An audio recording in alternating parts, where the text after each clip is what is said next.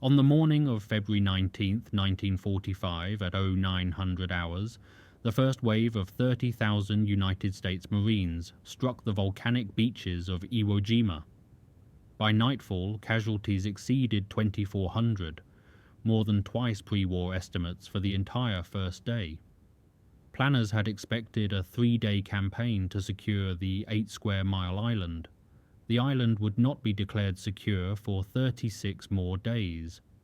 Photographic evidence from Navy landing craft documented Marines struggling forward through volcanic ash, so soft that each step sank 6 inches deep, turning advance into exhaustion. Radio intercepts recorded Japanese artillery commander positions transmitting coordinates from inside Mount Suribachi, the dormant volcano dominating the southern beaches. The Americans did not yet understand what Lieutenant General Tadamichi Kurabayashi had built. 18 kilometers of tunnels connecting 1,400 pillboxes and fortified caves, all positioned for interlocking fire. Operation Detachment had begun. At 0645 hours on February 19, 1945, naval bombardment resumed against Iwo Jima's defences. Aboard the command vessel, USS El Dorado, Lieutenant General Holland Smith reviewed casualty projections with Vice Admiral Richmond Kelly Turner. The 5th Fleet had delivered 3 Marine divisions to positions offshore, the 3rd, 4th, and 5th. Smith's planning documents estimated 14,000 total casualties for the operation. The number would prove catastrophically low. Associated Press photographer Joe Rosenthal boarded a landing craft shortly after dawn, circling in the staging area as the first waves formed. His speed graphic camera, protected in waterproof wrapping, carried 18 sheets of 4x5 film. Rosenthal had poor eyesight. The army rejected his enlistment, but the press needed no physical standards. He had followed Marines through Guam and Peleliu. This would be different. From the El Dorado's bridge, officers watched through binoculars as landing craft churned towards shore. The beaches appeared quiet. Japanese positions held fire, waiting. At 0902 hours, the first Marines touched volcanic sand. The boat scraped bottom 75 yards from shore, and Marines plunged into waist-deep water. Private First Class Donald Rule of E Company, 28th Marines, was among the first ashore on Green Beach. The volcanic ash gave way beneath boots like wet flour, each step requiring double effort. Equipment-laden Marines found movement nearly impossible. Behind them, more landing craft grounded at irregular intervals, disgorging men and vehicles onto the terraces of black sand. For the first 10 minutes, silence. Then Japanese artillery commander Lieutenant Colonel Takichi Nishi, positioned in fortifications north of the airfield, gave the order. Mortars and artillery opened simultaneously from concealed positions across the island. Marines on the beach had no cover. The volcanic terraces rose at 40-degree angles, impossible to climb quickly. Machine gun fire swept the landing zones from pillboxes the naval bombardment had failed to destroy. By 0930 hours, Navy corpsmen were overwhelmed, treating wounded. The volcanic sand absorbed blood without changing color. Radio reports transmitted to the El Dorado confirmed heavy resistance. The estimates were wrong. Gunnery Sergeant John Basilone led C Company, 1st Battalion, 27th Marines ashore on Red Beach 2 shortly after 0900 hours. At 28, Basilone was the first enlisted Marine awarded the Medal of Honor in the Pacific War for extraordinary heroism during the night defense of Henderson Field on Guadalcanal in October 1942. He had spent months on war bond tours across the United States, could have remained stateside as a training instructor. He requested combat duty instead.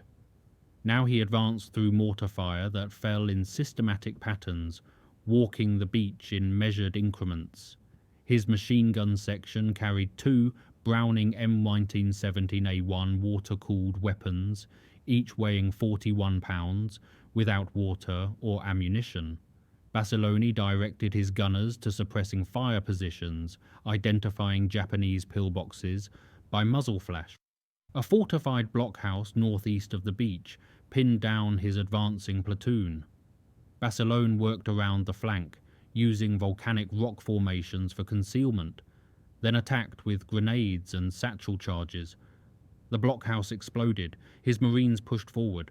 By 10:30 hours, Basilone was dead, killed by mortar fragments as he advanced toward Airfield No. 1. His body was recovered that afternoon.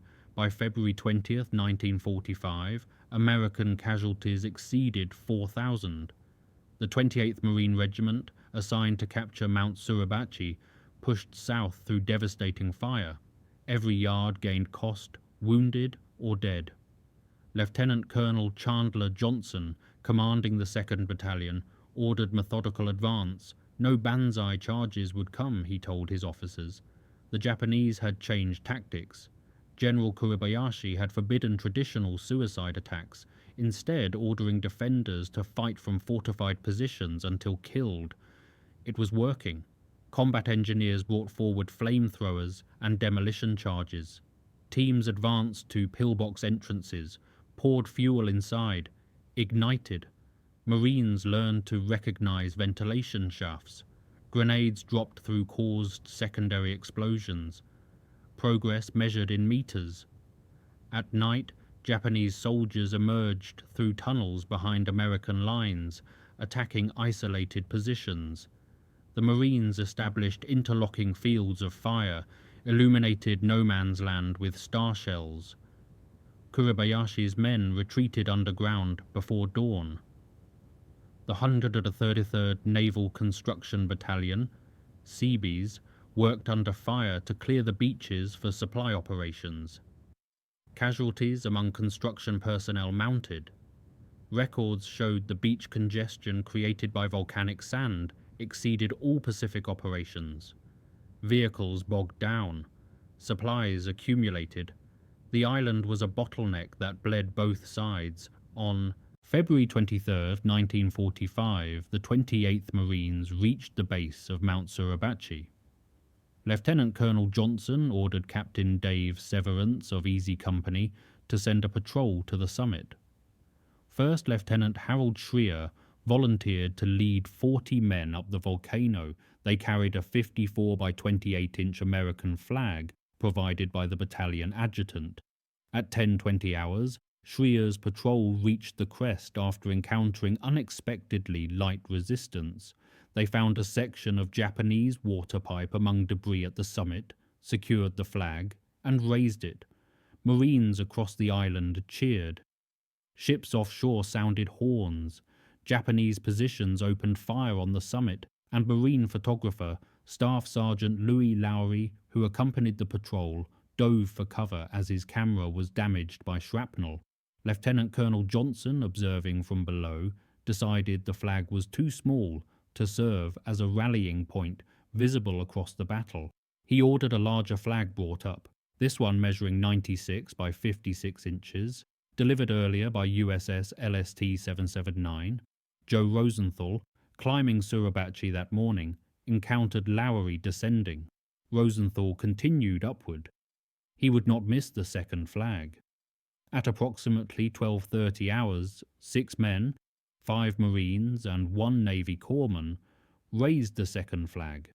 Rosenthal, positioning himself on unstable rocks for better composition, triggered his speed graphics shutter at 1/400th of a second. The image captured the flag unfurling in wind as the 6 men strained against the weight of the iron pole. Rosenthal had no certainty he had captured anything remarkable. He shot 2 more frames, a second of the flag fully raised, and a gung-ho posed shot of 18 men gathered around the base. That afternoon, following established procedure, he sent his undeveloped film by seaplane to Guam for processing and transmission. By February 25th, the flag-raising photograph dominated Sunday newspapers across America. The image became the most reproduced photograph in history. 3 of the 6 flag raisers, Sergeant Michael Strank, Corporal Harlan Block, and Private First Class Franklin Sousley, were killed in subsequent fighting before Iwo Jima was declared secure. The photograph would define the battle in American memory, but Mount Suribachi was only the beginning. The island's northern sectors held far stronger defences. The 3rd, 4th and 5th Marine Divisions pushed north from secured positions, encountering Kuribayashi's main defensive lines. The general had positioned forces in 3 concentric rings across the island's broken volcanic terrain. Every ridge contained fortified positions with interlocking fields of fire. The Marines attacked with combined arms. Infantry advanced behind rolling artillery barrages, while Sherman tanks equipped with flamethrowers, officially designated M4A3R5, Marines called them Mark Is, reduced fortified positions. The flame tanks, developed by the 117th Naval Construction Battalion, using modified Navy models, could project napalm streams 60 yards.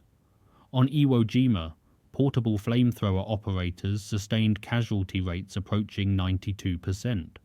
Japanese positions targeted them specifically. The tanks proved essential. Engineers identified 8 major defensive zones requiring systematic reduction. Each required days. Casualties mounted in arithmetic progression. By the first week of March, every Marine Rifle Company operated at half strength or less. Replacements arrived continuously, fed into units where they knew no one. Many died within hours of landing. Navy corpsmen worked without pause. Hospital ships offshore received wounded in numbers that overwhelmed medical capacity. Some men died waiting for treatment. Private First Class Jacqueline Lucas, who stowed away aboard a troop ship at age 14 and fought through 2 campaigns before the Marines discovered his real age, landed on Iwo Jima with the 5th Marine Division. He had been court-martialed for desertion after stowing away a second time, reduced in rank, but his determination impressed his platoon. On February 20th, during a Japanese counterattack, 2 grenades landed among his fire team. Lucas threw himself onto both grenades, absorbing the blast. He survived with massive injuries. The first grenade drove 300 pieces of shrapnel into his body. The second failed to fully detonate. Lucas received the Medal of Honor at age 17, the youngest Marine so recognized in the war. His survival defied medical understanding. Records showed blast injuries of that magnitude proved fatal in 98% of cases. By March 3, 1945, American forces controlled all 3 Iwo Jima airfields. Engineers immediately began repairs. The first B-29 Superfortress made an emergency landing on March 4th, while fighting continued across the northern plateau. The bomber, Dynamite, suffered battle damage on a Tokyo raid. All 11 crew survived. The emergency landing justified the operation, planners claimed. The battle entered its 4th week. General Kuribayashi established his final command post in a cave system in Iwo Jima's northern sector. Radio intercepts indicated deteriorating morale among isolated Japanese units as water and ammunition supplies dwindled. Kuribayashi transmitted increasingly desperate messages to Tokyo, reporting American flamethrower and artillery tactics devastating his positions. Marines developed systematic procedures. Reconnaissance teams identified defensive positions.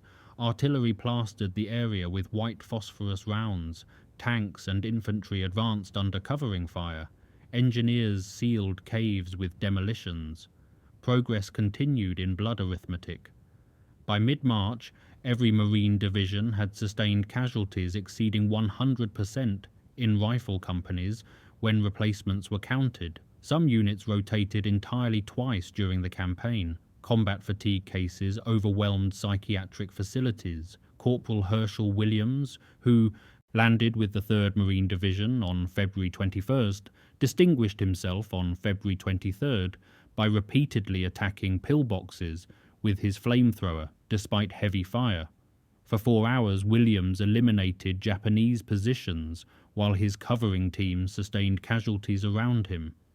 He received the Medal of Honor. Records noted his calm demeanor. He worked methodically, approaching each pillbox as a technical problem requiring systematic solution. By March 14, 1945, organized Japanese resistance began collapsing. Kuribayashi's remaining forces held positions in a narrow zone, approximately 200 yards wide, in the island's northwestern corner. Marine patrols reported finding Japanese soldiers dead from dehydration in sealed caves. Others died clutching empty rifles. The defenders had fought with extraordinary discipline, but human endurance has limits. On March 20th, Marines discovered Kuribayashi's command cave complex empty. His body was never positively identified. Some records suggest he led a final counterattack and died, March 26th. Others indicate he committed ritual suicide.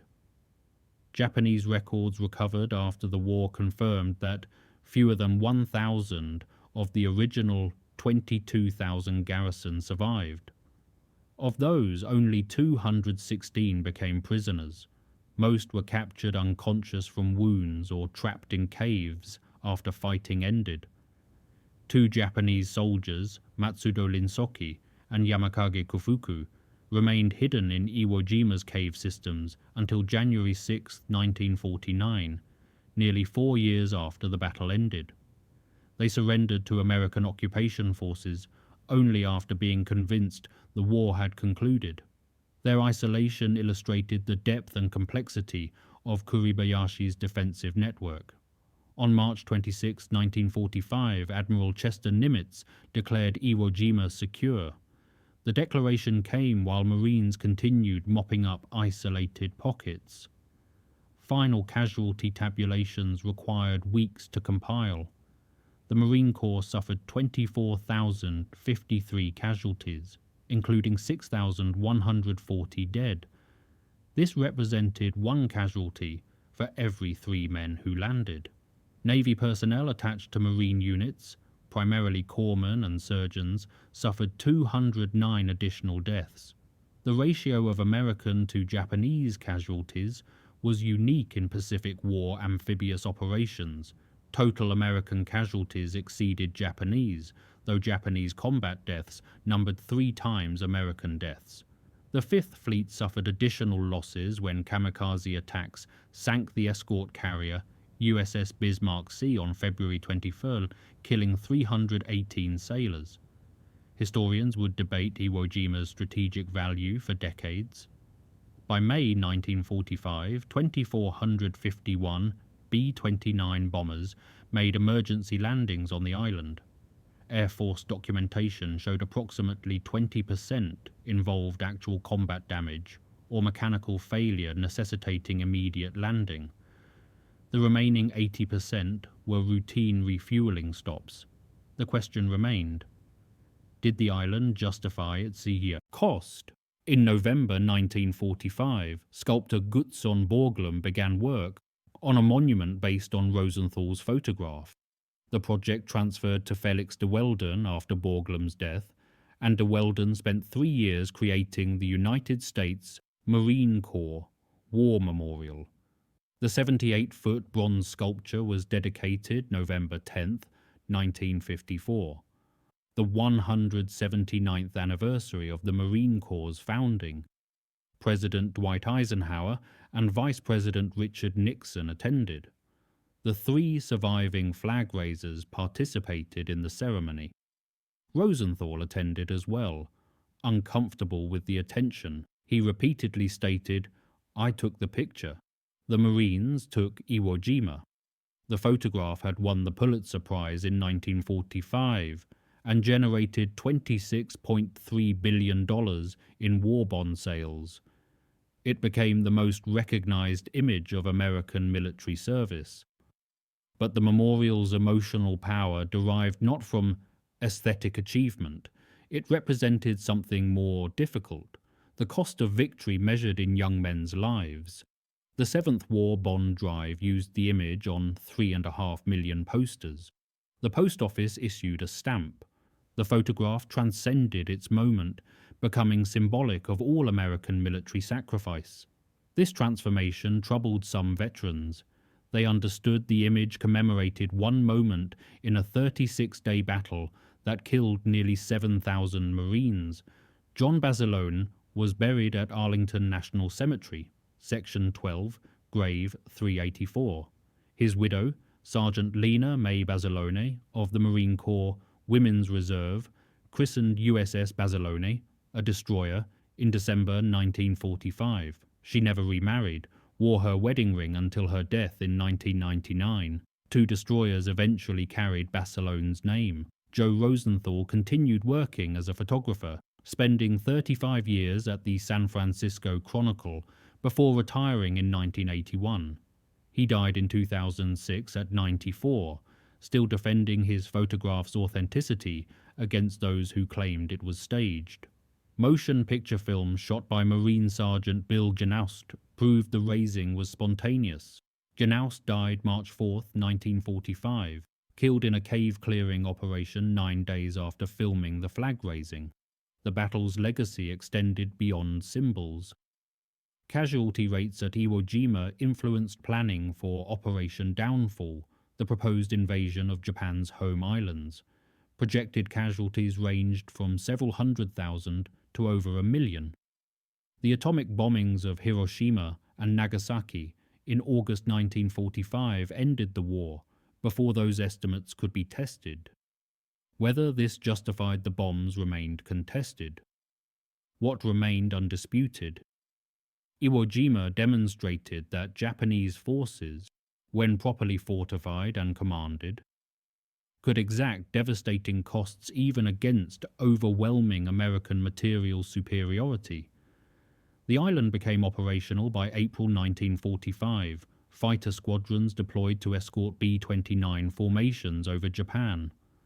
The 15th Fighter Group flew Republic P-47 Thunderbolts from Iwo Jima's repaired airfields, providing protection during the final months of strategic bombing.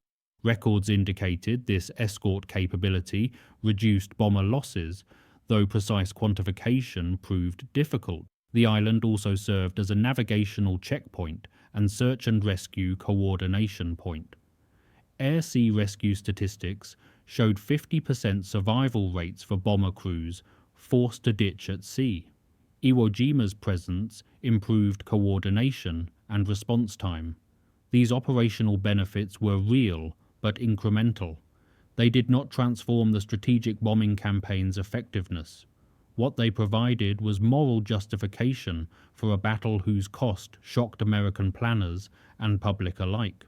The photograph of 6 men raising a flag became the image that explained the tragedy, a symbol that victory, though costly beyond prediction, resulted from ordinary Americans demonstrating extraordinary courage under conditions that challenged human endurance's outer limits. The file on Operation Detachment closed without final comment on cost versus benefit. The numbers had already written their own conclusion.